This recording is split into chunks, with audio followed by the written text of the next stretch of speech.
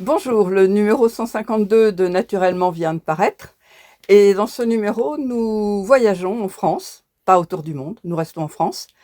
Nous voyageons du nord, jusqu'à Marseille. Alors dans le nord, nous revenons sur la réunion publique organisée par le MNLE et Festiplanète à Lambre-les-Douais sur les inondations et les sécheresses. Alors dans le sud, nous faisons un peu mieux la connaissance avec le grand port de Marseille-Fos, sous la conduite de Pascal Galéoté, responsable syndical.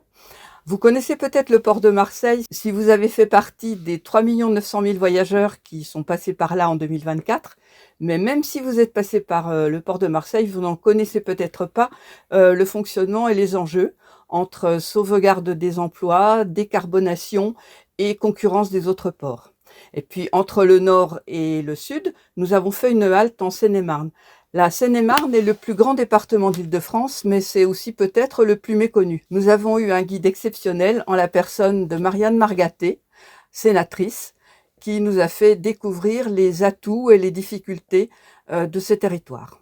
Naturellement, consacre plusieurs pages à l'intelligence artificielle, puisque nous revenons sur le colloque organisé par le MNLE à la Sorbonne, et puis nous avons surtout un invité de marque en la personne de Cédric Villani, mathématicien, médaille Fields, qui nous donne son point de vue. Enfin, nous recueillons la parole de spécialistes, puisqu'un météorologue vient nous parler de l'évolution du climat, et un paysan bio nous donne son opinion sur la loi du plomb. Le conseil scientifique du MNLE a signé une déclaration pour la défense du bien commun, une notion qui est souvent dévoyée par des logiques marchandes et en particulier par le milliardaire Édouard Sterrin.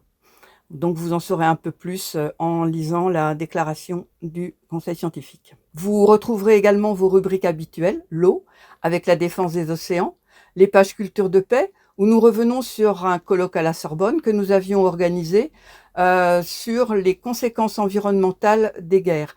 C'est un sujet que nous traiterons lors d'un débat à la fête de l'humanité qui se déroule les 13 et 14 septembre, où le MNLE tient comme d'habitude son stand.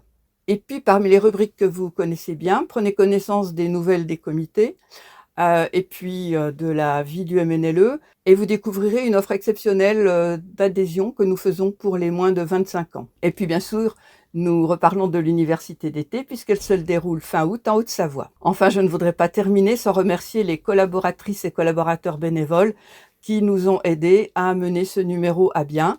Vous trouverez leur nom dans l'ours dans la page 5. Voilà, bonne lecture et à bientôt.